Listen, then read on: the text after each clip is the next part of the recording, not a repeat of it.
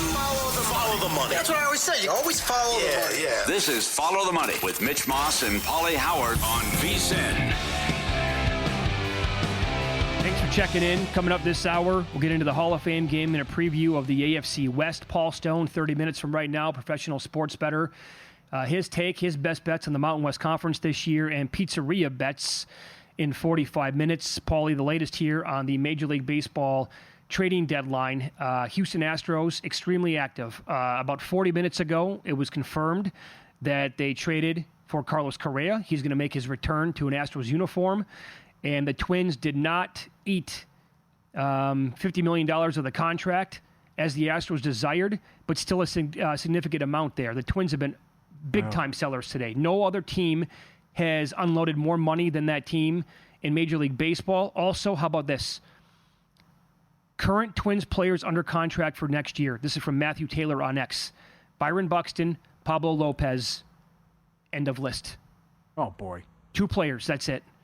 And this is from Dan Hayes, Major League Baseball. Said one Twins player, quote, "Now no one wants to stay if they're selling like this." Yeah. Joe Ryan going too today? Why not? Jax, Ryan. That's right. The whole shebang here. And the Astros might not be done. According to reports, they're trying to get Dylan Cease. That also would be big for San Diego, in my opinion, to get rid of him. And with the Padres getting Miller and also O'Hearn at DraftKings, they've gone from 25 to 22 to 1 to win the World Series. They were 26 at FanDuel. They were 20 now at Will Hill Caesars. So if the Padres ship off Dylan Cease at this point, because they've been extremely active, they made that deal earlier today. They gave up a ton. They gave up the third, according to some here, the third best prospect in all of Major League Baseball, 18-year-old kid, along with the 7th, 14th, and 16th rated pitchers in their own system to get Mason Miller and Sears, right? So then, like the talk is, well, maybe they could just keep Cease and have him be like the 4th guy or the 5th guy in the rotation. He could go long relief, whatever. But if they trade Cease, Michael King's going to come back at some point. Yeah. Do they then make another move to get a different starting pitcher that would take over for Dylan Cease? I would think so, yeah. I think that's in play, too. Yes. Would you have done Jackson Holiday for Blake Snell, assuming then you lock up Blake Snell and he's not a rental? Sure, I absolutely would have had those. Like last year you're talking about. But you think this is too much for Miller? If they can keep him, too. I mean, you got to lock him up, too. I mean, this is some of this stuff we get carried away. If you're going to give up this kind of prospect and it's just a rental. But then again, it could work out for both teams. I mean, you saw that a long time ago with the Cubs. The Cubs got Chapman as a rental, won the World Series. Yankees got a ton of prospects. Chapman went back to the Yankees. That's right. But hey, we ended the drought. We won a World Series even though he was a rental. Well, if the Padres win a World Series, if any of these teams making big moves now, like the Mariners would be one as well, everything they could go into the tank for the next 5 years, it would be worth it. Okay, yeah. But I'm not. Let's not go there though. But did you deep run? Yeah. Did you grab a piece of the Padres at all yet? Yeah. To win the National League, or 25 to 1, I thought was too high to win the World Series, and then 11 to 1 in the National League. As I said earlier, they're 25, but the Mets are 8. That's come on. That can't happen. That can't be. They did a good job today. This is a good team. They're a really good team. They're down to 20 to 1 right now here at Circa to have the most wins in August. Yeah. That was the first team that I bet yesterday at 55 to 1. Mm-hmm. Thinking I like them anyway to get hot in second half of the season, and also thought that they were going to be active. Huge day for them. This would be, who knows? The change of scenery for a guy like Dylan Cease could do him wonders. And to the Padres, get rid of him. He's not having a good year. If he goes to Houston, maybe that could flip. The guy's got great stuff. Just he can't, he can't find that form that he had, 2 years ago? Yeah. What's your level of concern with the Dodgers? Ohtani's not hitting. Ohtani left with cramps. They're not hitting. By the way, Betts is having a bad year. Over the 3 to 1 to win the World Series. Are you buying that it was only cramps? What'd you think? Well, the reports were all over the place right away. So on social media. Sure. The 6 pitches weren't even close. It was cramps. Now here's the deal, right? Okay. Other than the other thing is he's struggling at the plate. Oh, some of the stats coming out on this guy for like the last month. He hit a bunch of home runs, but other than that, it's been terrible. If PCA can get hot, it gets interesting. Yeah, people were reminding me today on X. They said, Mitch, calm down because voters have taken WAR into account a lot when it comes to the MVP, and PCA is blowing them away. And I haven't checked the latest numbers, but they were telling me, go look at the WAR. PCA is much better than Ohtani at this point. Would you pitch him again? Because I saw some stuff last night, like he's not going to miss a start. He's going to be okay. Only the cramps. Coming off the injury? I don't know. I'm with you. Skip a start. Yeah, at least. Give him some time. Yeah. Yeah. And then the other stuff, the majority of the stuff came last night. Although Bednar went to the Yankees today, which is big. If they can get it together, get those guys back that are injured, like Leiter and Cruz, who are on the IL, and if Devin Williams can kind of regain the form that he had in Milwaukee. Oh, no good last night. I know. Not happening. That was a big win last night. Are we underway? Are we back? No, we'll be what did you say? 15 minutes we'll restart in Yankee Stadium. Okay. But up 7-4. Abbott tonight, it was up to $1.80. It came back down a little bit. But Abbott against Carrasco. I bet the Reds yesterday, and I think Cincinnati's playing good ball, and you've been all over this. We had the funeral for Atlanta a while back. It's been bad. Lost 5 of 6, shut out in Kansas City. 9 pitches combined to shut them down. Abbott's had a couple bad starts. That's it. When he's on, and he's been phenomenal. A very popular bet in this game tonight is Abbott under 2.5 earned runs. Minus 135 latest when I checked it. Look at something like that. Yeah. Let me give you some numbers here. Mm-hmm. So Abbott on the year, 103 innings, a 2.09 ERA. The FIP, xFIP, the outlying numbers, they are higher. So maybe that regression starts in tonight and the Braves get to him. The xFIP, for example, is 4.1, so 2 runs higher than the ERA. 8.3 Ks per 9, less than a home run per 9. He does walk some batters. But here's the deal, and I think part of the reason why you also bet the Reds yesterday at minus 160, Carrasco is going tonight for the Braves. On the year, he's pitched 32 innings. ERA 5.91. FIP, xFIP, a little bit better than that. 7 Ks per 9, almost 3 walks per 9, and 2 home runs per 9 innings. It's not a one-off here with Carrasco. Last year, ERA 5.64, WHIP 1.4, FIP 4.93. In 2023, Carlos Carrasco, ERA 6.8 on the season, a 1.70 WHIP. This guy has not pitched since the Sunday, the day after the Kentucky Derby. And it's a dead team. Yes. Cunha banged up, absolutely. All of it. Oh, boy. Seems too good to be true. Yeah. At the price. The other one is the Rangers and the Mariners. This could be a very big 4-game set. Huge. Suarez is supposed to. Can he play? He's in the lineup. There? He is. Oh, yes. Okay. Evidently, he got to Sacramento. I think I read it that he got to Sacramento last night before the Mariners took off after their A's game, and he joined the team on the flight back. Okay. So he's in the lineup tonight. Mm-hmm. Good job by Eovaldi last night. Had to have it. Good job by him again, strong on the road. And but the Kirby numbers here, can't get away from it. Always owned Texas in his career, 7-0 with an ERA under 2. No doubt about it. Huge series. And got to do a better job if you're Texas. That was it. I'd say both teams disappointing performance in the last series after what the Seattle did against the A's. Yep. So Rocker on the year, 5.73 ERA. When he's on the road, it balloons up to, I think, almost 10. The underlying numbers are a little bit better, but he doesn't blow you away, like 8 Ks per 9. He's walking 3+ batters per 9 as well. Kirby on the season, 4.5 ERA. Underlying numbers are much better than that. He's actually at his highest rate ever for walks at 2+ walks per 9, but he's also at the highest K rate of his career. His last start, pretty good. In Anaheim against the Angels, 6 innings, 9 strikeouts, 5 hits, 2 earned. The 2 starts before that, not great. He allowed 4 earned in both of them. He had 3 rock solid to really good starts in between that. And then, he's been kind of up and down the entire time, waiting to kind of see if this guy can find that form from last year or the previous year. He never walked anybody.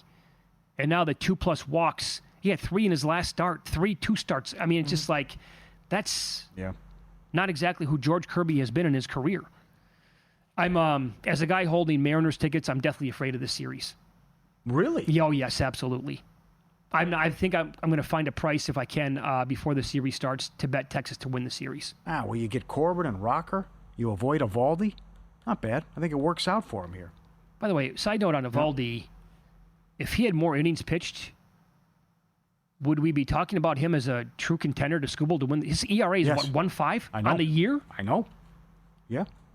That's all insane. Fair. All fair. Totally under the radar what he's doing. He's been awesome. The quest for $14 million makes its debut next Tuesday here on VSiN. Circa Survivor, 10-part documentary on the world's largest legal football contest, follows contestants as they chase the $14 million prize. Episodes there August 5th through the 9th and August 12th through the 16th, 9 p.m. Eastern on VSiN. For more, visit vsin.com/Survivor. The Dodgers sent James Outman to the Twins as part of the deal for relief pitcher Brock Stewart. And the Dodgers also acquired outfielder Alex Call from the Nationals. That happened about 4 or 5 minutes ago. That's not going to move the needle. What else have they got up their sleeve? We have 49 minutes and some odd seconds left here. And the Yankees, from what I'm seeing, could actually make a move. They're in talks right now with different teams to add a starter. That'd be big for them. Yes. Will the Brewers do anything? Yeah, I know what's going on here. Are the Phillies done?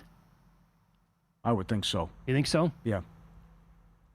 Yeah, so, I mean, if the Brewers say, okay, we're good from a pitching standpoint, I guess. How about... Right, you got to love your rotation. Detroit going to make a splash? No. Like, that's that? Red Sox, nothing? That's the big one. Yeah. You get the gift from the Giants, and you just, okay, no big deal. We're just all good? How they're running it, yes. Yankees, Red Sox, Seattle, Texas. Okay. 3 go, 1 stays home. Hall of Fame game tonight. National Football League. We'll touch on that and tie in an AFC West betting preview coming up on Follow the Money. It's VSiN, the Sports Betting Network.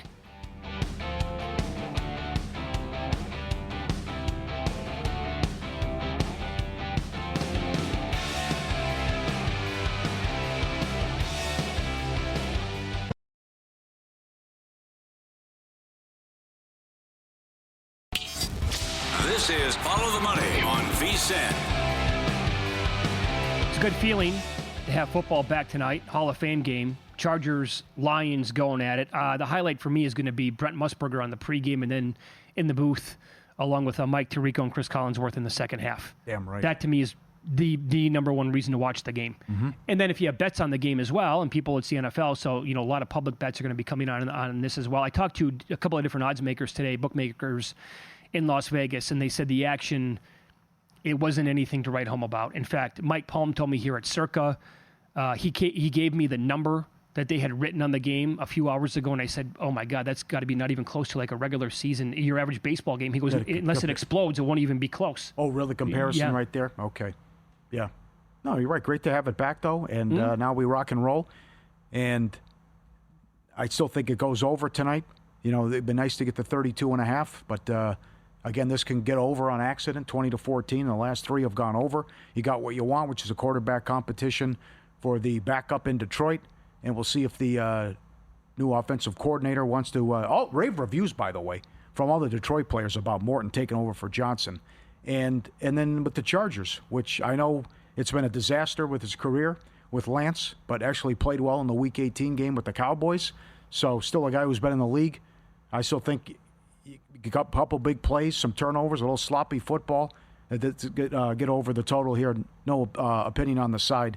But as I mentioned earlier, though, a very good tweet from Joe Osborne. I know trends don't pay the rent, but going back here with Harbaugh in his career, starting the first game of the preseason, lost 16-3, 23-3, 10-6, 24-3, and won 17-6. A whole lot of nothing there. In the first game. Overall, in the preseason, this goes back to his time as the 49ers head coach, 10-6 ATS.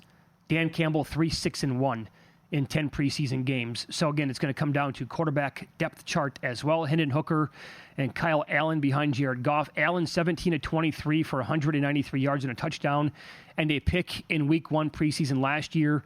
That was against the Texans as he was with the Pittsburgh Steelers. And Hooker got a huge look against the Steelers last year, 29-44, 300 yards, 1 touchdown, 1 INT. He was sacked 5 times. That was a Week 3 preseason game for him. And he's going to get, like you said, plenty of run tonight. We'll see Allen as well. And then, how much is... We're not going to see Heineke? I don't think so. The way it sounds? No. So plenty of Lance. And Trey Lance has to go down as one of the all-time biggest draft day gaffes ever by a team. I don't care that he didn't go number 1 overall. Yeah, what you had to give up? Of course, to trade up and all that talent was on the board at number 3 and you go with this guy. bananas to me. And I said it at the time, and it's panned out that way. Anyway, regardless of that, he did have 5 INTs in that one preseason game last year. What if it was Mac Jones? What if they listened to Shanahan? I don't know. Do we see Purdy? I don't know. What if Jones is Brock Purdy with the 49ers? Is that possible? He played awesome as a rookie. Yeah, I know. And then the big coaching change, I think, hurt him too, as he was so bad. But okay, so you're going to find. Yeah. By the way, again, the total here is between the way it looks, 32.5 right now at DraftKings, as high as 34. So shop around. A game like this can certainly land on 33. Like I wouldn't during win-lose tomorrow. I'm not going to be surprised whatsoever if it comes in the landing spots right in the middle of some of these numbers. Mm-hmm. So that can happen. I looked at a teaser tonight. I know you're not supposed to tease totals, but $130 is what I found for about a 2-team 6-point teaser tonight. Not laying that number. I just want to see what the price was. I'm not going to pay $130. Yeah, and not that this is going to happen tonight, but we know what kind of guy Campbell is. I mean, he wants to win every single, and what he was doing last year. Like, remember the Monday night game? Didn't mean anything, but we're playing, we're going for it, and they beat the 49ers. And how good they looked offensively. So they're keeping score, go out there, win, compete, and that's what Campbell's all about. All right, so where do the Chargers fall this year? Good question. In the AFC pecking order? I think third place. And I think, I'll ask our guests coming up, but I think there was a little bit of, they're good, but the schedule was easy. Some breaks went their way. When they faced good teams and good quarterbacks, they went 1-5. And then also it was a big upgrade up bringing in Harbaugh too. But I think it's a big year for Herbert. Got to go out and play well in a big game and do something come playoff time. I'm not in love with the roster. Denver's so good, might be the best defense in the league. Can you beat Kansas City? That's another one.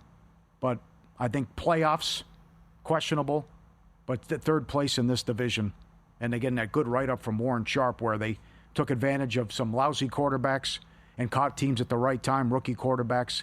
And then when they had to face the good teams and the elite quarterbacks, 1-5, it did not go well in some of the big games. Yeah, they really had some awful teams on their schedule last year. That was one of the reasons why they were a popular bet to go over their win total, and they eventually got there. I think when you compare them, forget the Chiefs for a second, but when you just compare the Chargers to the Broncos, certainly the offense is going to be probably rated higher than Denver's, right, overall, because Herbert is really, really good.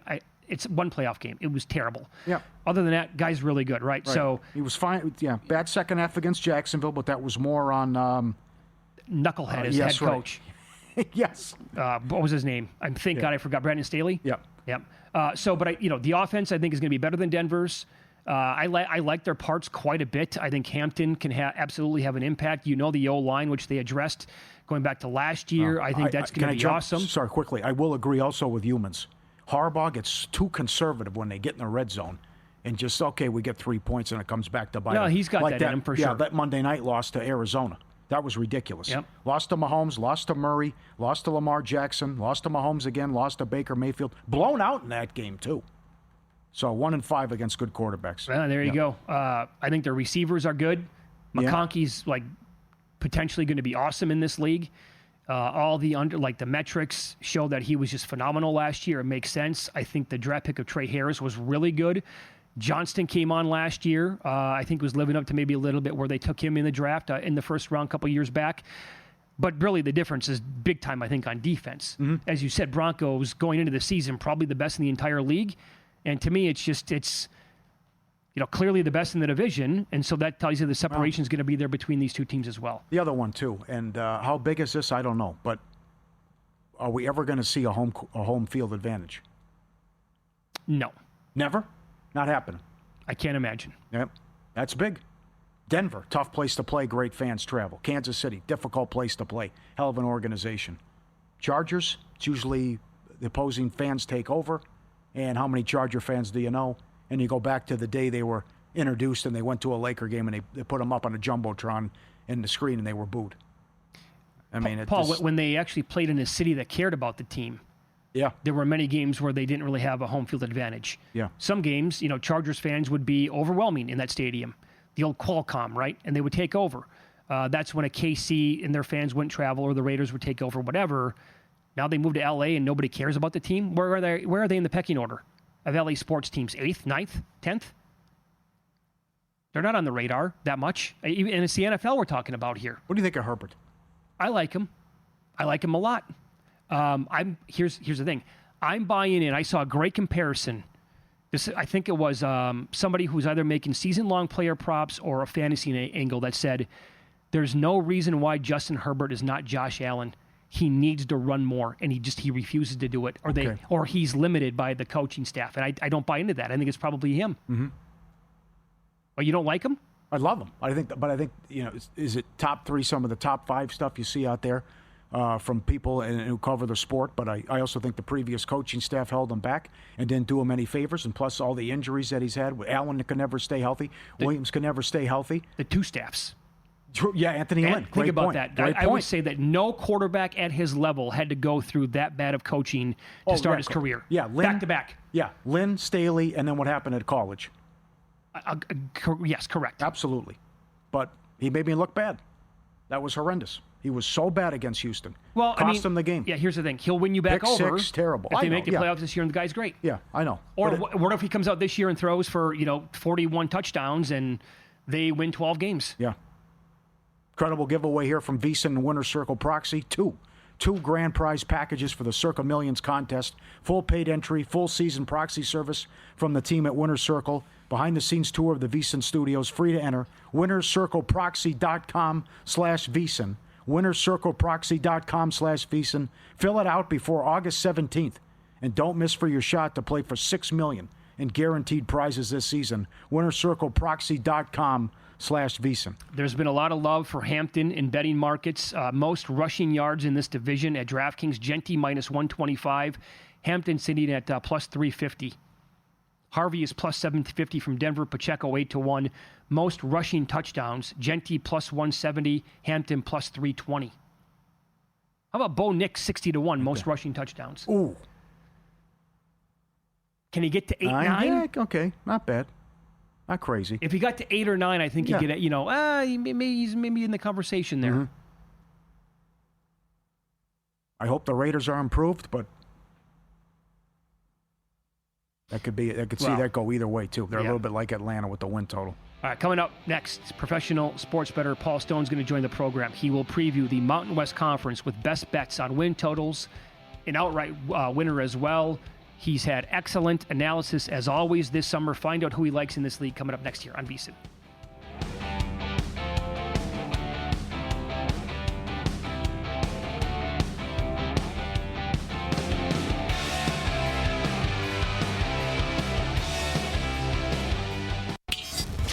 This is Follow the Money on VSiN.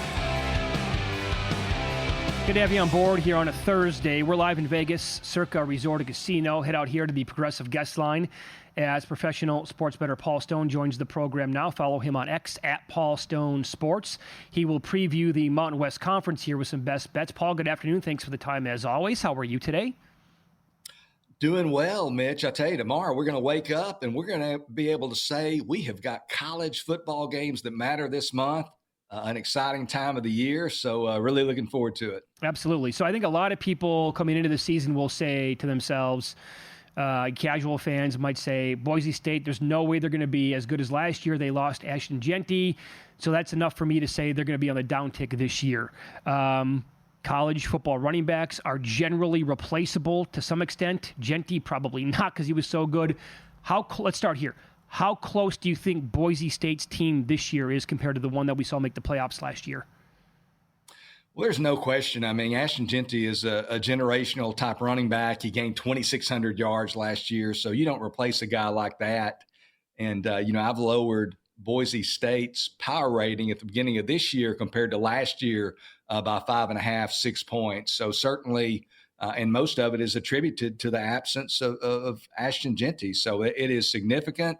But as we were talking off air, in today's college football, the rich get richer and the poor get poorer. And the gulf between the best teams in most of these conferences, these non-power fours, and the worst teams is just growing wider and wider. And I just don't think Boise State, has a real threat to Mountain West supremacy this year. Very good. And so also, even though they lose Genty, the rest of the conference has lost some good players as well. Dampier, the quarterback, goes to Utah. UNLV is down compared to last year as well, so not really a team that could challenge Boise State. So how do you want to attack Boise State with 2 bets here? Yeah, starting out, as I just alluded to, the Mountain West Conference title, Boise State currently -1.25. They're at Circa to win the Mountain West. And a lot of people, would kind of scoff probably at taking the favorite, saying they want value. They want a team that's further down the board, so forth and so on. But I would say that if you take a team, for instance, that let's say on the betting odds is plus 1,200, that's the betting odds. That's not the true odds. If they're plus 1,200, they're probably going to win not 1 in 12 times, but maybe 1 in 20, maybe even 1 in 25, whatever it might be. But the implied probability of Boise State winning this event, in this case, the Mountain West Conference, at -1.25, that translates to 55.6%. Guys, I think Boise's going to win this conference more than 56% of the time. I think they're going to win it 60, 65, maybe 70% of the time. They're that much better than the rest of the league. I did have them 10 points ahead of my second power-rated team in the Mountain West, that being UNLV. Did have a 10-point discrepancy between those two. It's currently 9 points between Boise and UNLV. Mm-hmm. Looking at a couple of other sites that I referenced just to kind of compare my work, they have the difference between Boise and UNLV in that same area. Boise currently at one store favored by 9.5 over UNLV at home there in Boise on October 18th. I think they're going to be double-digit favorites in that game by kickoff. So they stand to be potentially favored by double digits in all 8 of their Mountain West games. Again, they do get UNLV at home. And where that comes into to play is the fact that the team with the highest winning percentage, that's going to be the team with the best record, gets to host the Mountain West Conference Championship game. And it would be a tough ask for a team to go into Boise, Idaho, the blue turf of Albertson Stadium in December, and beat Boise State with what's going to be at stake there. Also, looking at this -1.25 price, that translates from a point spread standpoint, although it can vary a little bit depending on how much money they've got, on each side. That's about -2 on the point spread. If Boise State's playing at home, they're going to be favored by more than 2. Probably if they're playing on the road, they're going to be favored by more than 2. So I just think there's really value here. I think Boise's that much better going into the conference play than any team in the league. So I like Boise a whole lot at -1.25 to win the Mountain West Conference. Beautiful. And then it's available significantly juiced to the over. They'll win total 9.5. So what you're saying is if I lose this bet, I'm probably going to have to drop 2 games as double-digit favorites. Well, I'll say this, Boise they travel to Notre Dame on October 4th. Mm-hmm. So I think, right now they're currently in game of the year markets a 16.5-point underdog in that game. So we'll mark that down as a probable loss, although they did lose a game last year to a team from the Mid-American Conference as a 28-point favorite. Notre Dame did. So it's not a total, absolute probability, but they're probably going to lose to Notre Dame on the road. They are favored. The one game besides conference play that they're favored by less than single digits is going to be their opener on Thursday, August 28th, when they travel across the country to Tampa, Florida to play a South Florida Bulls team that's got a good quarterback and got a good offense. They need to get better defensively, but that's a losable game there. But if they win, that's kind of where I'm hanging my hat. If they beat South Florida in that opener, even if they ultimately lose to Notre Dame, it's going to be tough for them to lose 2 more games. So, that's a lot of this handicap. Again, they're going to be favored by double digits in at least 9 games, possibly 10 if they're favored by double digits over UNLV. This is not, a real sophisticated handicapping method that I'm about to share, but I looked at Phil Steele's magazine, and on the first team, Mountain West Conference preseason teams, Boise has 12 players listed. 7 on offense, 5 on defense. So they've got 12 players on his first team. No other team has more than 4. So that, to me, shows the disparity between Boise State and the rest of this league. I like the over 9.5. You can find it at minus 180 there at DraftKings. Great breakdown. It's on the Progressive Guest Line. Paul Stone, our guest, at Paul Stone Sports on X, and that's the website. Follow the money, Pauly and Mitch Veason. How about an under? Nevada Wolfpack, 3.5. Yeah, again, most of the conference teams sustained fairly heavy personnel losses in the transfer portal, and that's not uncommon for the group of 4 conferences. So there's just a lot of turnover, and that attrition also certainly creates some uncertainty. I'm really interested to see how it shakes out after Boise State in the Mountain West. But talking about Nevada, this is a team that won 3 games last year. They went 3-9. They bid well, first of all, to their quarterback, Brendan Lewis. He's transferred to Memphis in the offseason. Expiring his eligibility is running back Savion Red, the transfer from Texas. He rushed for almost 700 yards last year, despite being really limited by injury the last half of the season. They additionally lose their top 2 receivers. They lose 12 of their top 16 tacklers. So I'm not sure from a personnel standpoint that Nevada this year is even as talented on paper as Nevada last year. The Pack, they're actually going to be favored in their one of their opening games against FCS Sacramento State. That's a likely victory. Also a likely victory over Conference USA member Middle Tennessee in September. But outside of that, man, I really have great difficulty projecting 2 more victories for Nevada this season. I'm really hesitant to do this in a lot of instances. Historically, to some degree, as handicappers, we use some historical data in our handicapping, talking about how they've been, in this role and that role and so forth and so on. But that's been taken away a little bit because these teams can change their roster. They can turn it over so drastically from one season to the next. I think Oklahoma State, playing for the Big 12 championship in 2023 and going 3-9 last year, as good as Mike Gundy's been the last 20 years, I think they're a great example of this. Nonetheless, I look at Nevada, and against the teams they're competing against, I just don't think they're going to win a whole lot of games. The last 3 years, Nevada 7-30 overall. In those 3 years, they've won 2 games, and 3 games last year. They're going to have to win 4 this year to get over that total of 3.5. And also as a bonus, we can get it at plus money there at DraftKings. I like Nevada to go under 3.5 wins, plus 120 available at DraftKings. Yeah, love the analysis as always. So good. Follow him on X. He is at Paul Stone Sports. Thanks, Paul. We appreciate that. We'll talk to you next week. Hey, I look forward to it. You guys have a great weekend. There you go. Back at you. And we have breaking news now in baseball. Deadline's coming up in 20 minutes. Merrill Kelly to the Rangers. Good. Turns out the Red Sox were making a move for him as well. Not enough, evidently. The Red Sox have made a late effort here to get Joe Ryan. Yahoo Sports is saying they acquired him. Oh, really? So we'll wait to see, though. We got to get confirmation on that first. Oh, that's huge. That would be absolutely massive for that team. Kelly has a 2.56 his last 10 starts. Remember, he had that start. Would he give up like 12 runs in 2 innings or whatever? I would say that that's an A, basically, out of Boston at the deadline then. If they get him, of all starters that were available, if they get him, and all these other teams that could have had him, and they land him. Good job by Texas, too. Yeah. We'll take you inside Mitch and Pauly's Pizzeria up next. Some long shot futures you place that could result in a very nice payday.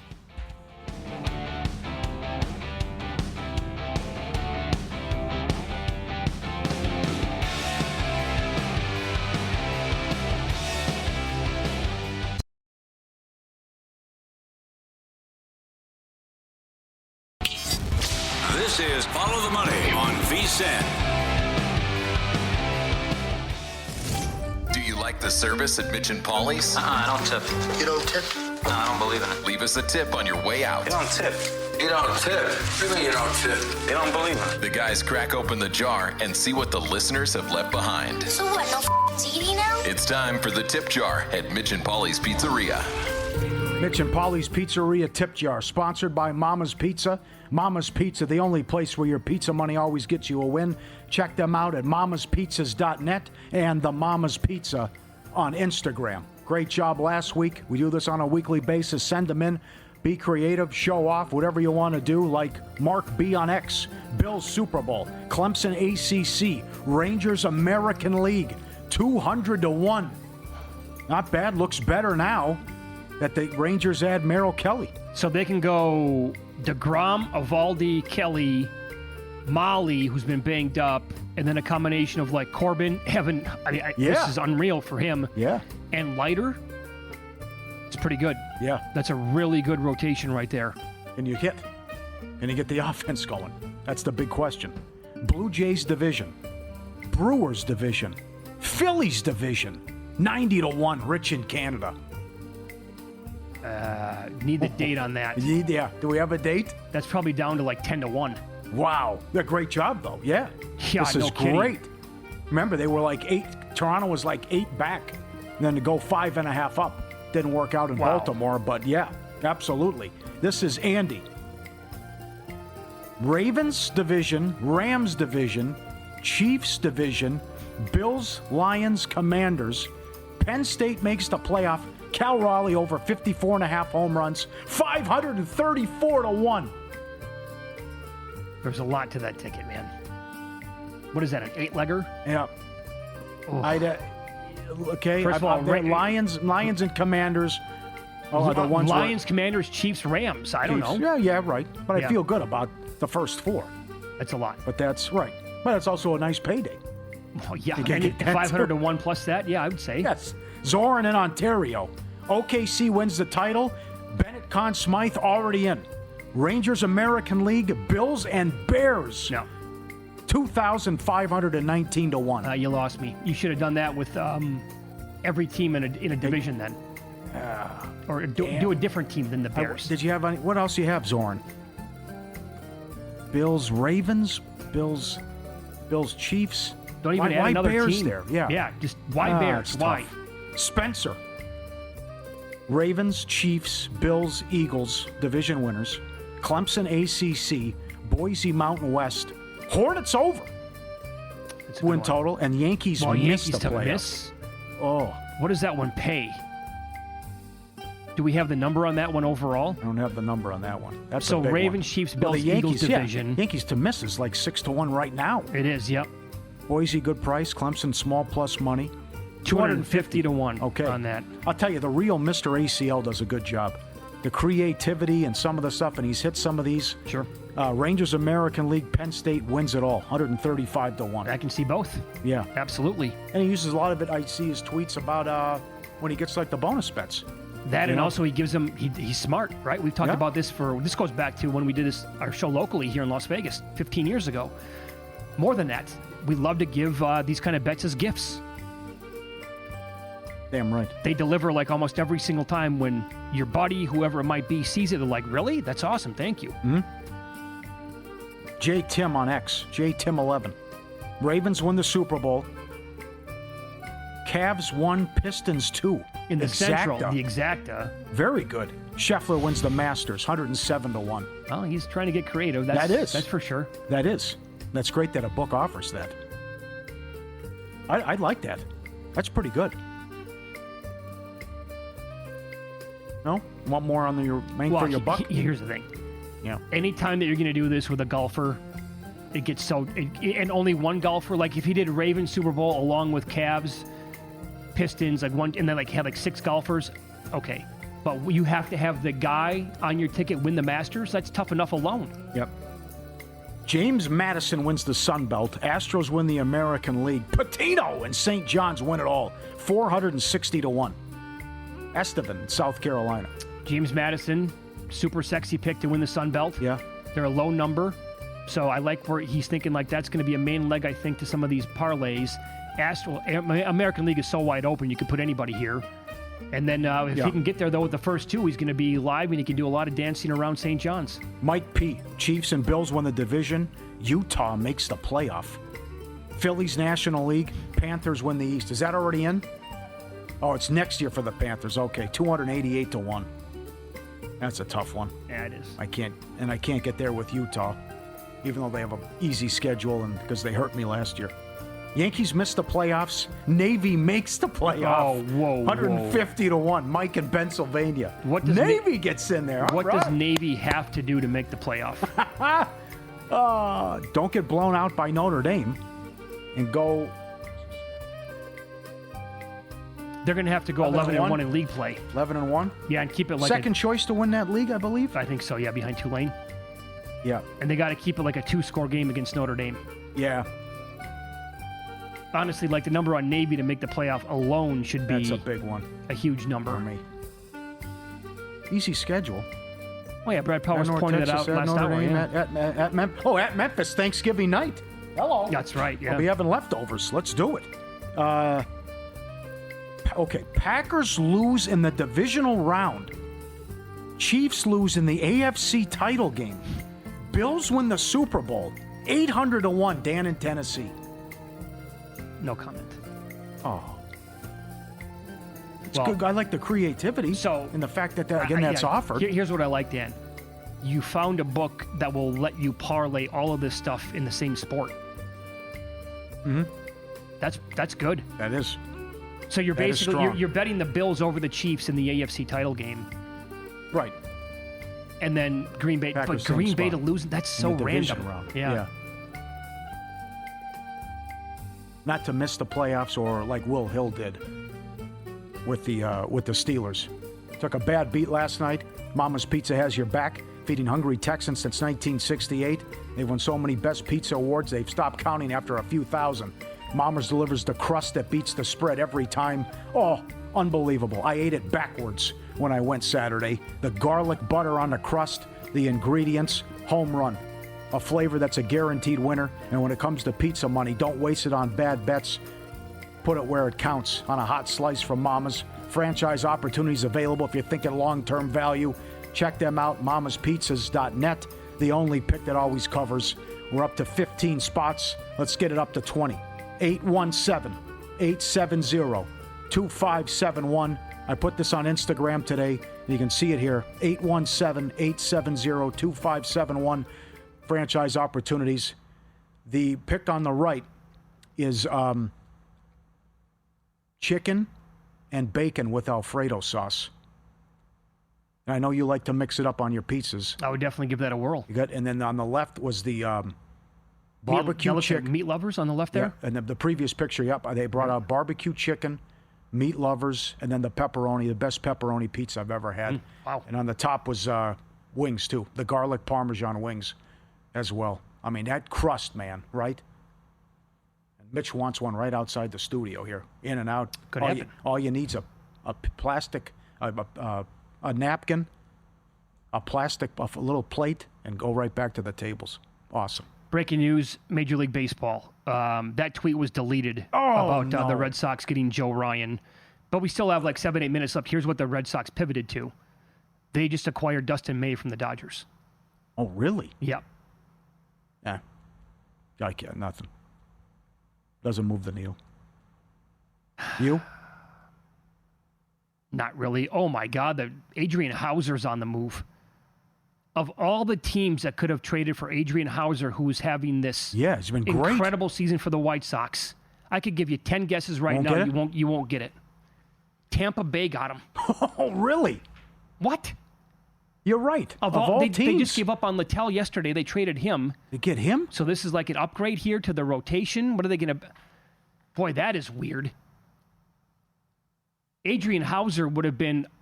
Like the way that he's going this year, that guy kind of would have moved the needle to me on a different team. Yeah. All right, sick numbers going back. Yeah, that is... months long, what he's doing with Chicago, what he was doing. Let's see here. The tweets keep coming. Yahoo reported it and then deleted it. Yeah. Luke, our producer, sent us the tweet. Yeah, right. Ryan to the Red... Oh, that would have been big. That's right. That would have been big. What a disaster. How do you get excited in Minnesota? Oh, man, what they're doing. Paul. You made a great point during the break. Yeah, go back 2 playoffs ago, 2023. They had the Astros on the ropes. Right, to go to the ALCS. Do you remember the crowds there? It was awesome. Rocking. They have 2 guys signed through next year on the team. Remember, they'd won 2 World Series, and then Pollad, they were talking about contraction. All right, Jensen Lewis is going to join the program coming up next. Deadline top of the hour. What does he like, dislike, possible bets, all coming up.